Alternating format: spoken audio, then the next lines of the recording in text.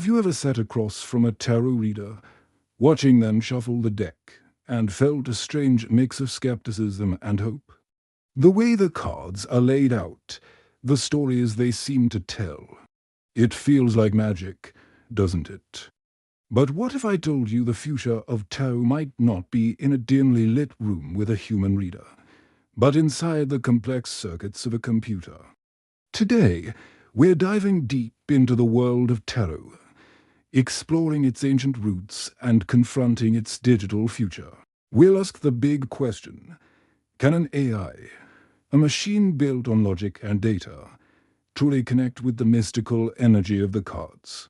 Or is the human element the intuition, the empathy, the irreplaceable soul of a tarot reading? Stick round, because the answer might surprise you and change the way you see both tarot and technology forever. Let's start with the basics. What exactly is tarot? It's not just a deck of 78 pretty cards. It's a symbolic language, a system that has evolved over centuries. Think of it like a book of life, with each card representing a different chapter or character. The deck is split into two main parts: the Major Arcana and the Minor Arcana. The 22 Major Arcana cards, like the Fool, the Magician, and the World, represent the big, universal themes of our life's journey, major milestones, and profound spiritual lessons. They're the headline events. Then you have the 56 Minor Arcana cards, divided into four suits: wands, cups, swords, and pentacles. These represent the day-to-day situations, the thoughts, feelings, and actions that make up our everyday reality. Wands are about passion and creativity, cups about emotions and relationships, swords about thoughts and challenges, and pentacles about the material world and our work. When a reader shuffles the cards, the idea isn't that some magical force is arranging them to predict a fixed future. From a psychological perspective, it's about tapping into your own unconscious mind. As you focus on your question, your inner state, your hopes, your fears, your hidden knowledge subtly influences the shuffle. The cards that come up act as a mirror, reflecting what's already inside you but might be too buried to see clearly. The reader then uses their knowledge of the card meanings, combined with their intuition, to weave a narrative. It's a collaborative process of storytelling and self-discovery, helping you understand your situation from a new perspective and empowering you to make conscious choices. The power isn't in predicting the future, but in illuminating the present. Now, let's bring in the new player: artificial intelligence. In the last few years, tarot apps and websites have exploded in popularity. You type in your question, click a button, and instantly get a digital card spread with interpretations. It's fast, it's convenient, and it's accessible to anyone with a smartphone. These AIs are trained on vast databases of tarot knowledge: every book, every website, every possible interpretation of every card combination.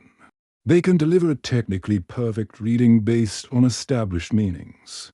They can explain the symbolism, describe the upright and reversed meanings, and even put it all together in a coherent paragraph. On the surface, it looks just like what a human reader does, but faster and cheaper. So what's the problem? Is there even a problem? This brings us to the heart of the debate: what's missing from an AI reading? Many traditional readers and believers argue that the key ingredient is energy. When you sit with a human reader, there's a connection. They pick up on your body language, your tone of voice, the subtle emotional currents in the room. This intuitive sense allows them to tailor the reading, to know which aspects of a card's meaning are most relevant to **U** in that specific moment. Can an AI do that? Can it perceive your unique energetic signature? The simple answer is no. An AI doesn't have feelings or intuition. It operates on algorithms and data. It can simulate empathy, but it can't genuinely feel it. It can give you a textbook definition of the Ten of Swords, but it can't sense the specific nature of the heartbreak or betrayal you may feeling and offer true, compassionate guidance. It lacks the human touch, the shared experience that makes a reading feel personal and profound. Beyond the question of energy, there are also some serious ethical considerations with AI tarot. First, your data. When you pour your heart out to a tarot app, where does that information go? Your deepest questions, your vulnerabilities, are they being stored, used to train the AI, sold to third-party advertisers? The terms and conditions are often buried in fine print, and the lack of transparency is a major concern. A human reader is bound by a code of ethics, a promise of confidentiality. With an anonymous app, you have no such guarantee. Furthermore, AI lacks the ethical judgment to handle sensitive situations. What if someone asks about a serious mental health crisis or a dangerous situation? A human reader can recognize the gravity of the issue and recommend professional help. An AI, on the other hand, might just generate a generic and potentially unhelpful or even harmful interpretation of the cards. It can't distinguish between a query about a career change and a cry for help. So, if it has these limitations, why are people so drawn to it?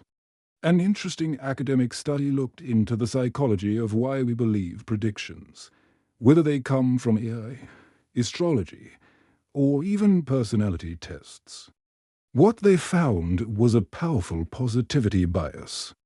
We are much more likely to believe and accept a prediction if it's positive. We want to hear good news. iTarot apps are often programmed to lean towards more uplifting and empowering interpretations. They are designed to give the user a good experience, to make them feel hopeful and satisfied. This isn't necessarily a bad thing, but it's a form of psychological manipulation.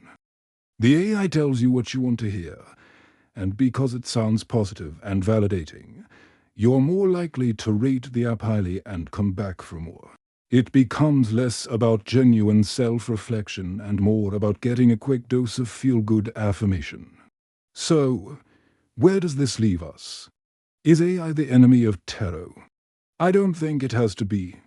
Instead of seeing it as a replacement for human readers, maybe we can see it as a different kind of tool. For a beginner, an AI app can be a fantastic learning resource. It can help you memorize card meanings and understand the basic structure of a spread without the pressure of a live reading.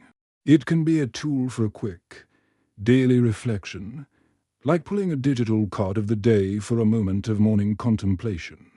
It's a great entry point into the world of tarot. However, when you're facing a complex life decision, grappling with deep emotional issues, or seeking profound personal insight, the value of a human connection is simply unmatched. The empathy, intuition, and shared human experience that a good reader brings to the table is something that an algorithm, no matter how sophisticated, cannot replicate. The real magic of tarot has never been about fortune-telling. It's about connection. Connection to the archetypal stories that unite us all. Connection to our own inner wisdom, and connection to another human being who can listen and offer a new perspective. AI can simulate the first part. It can point you towards the second. But it can never achieve the third. The future of tarot isn't a battle between human and machine. It's about understanding the strengths and limitations of both. It's about using technology as a supplement, not a substitute, for genuine human wisdom and compassion.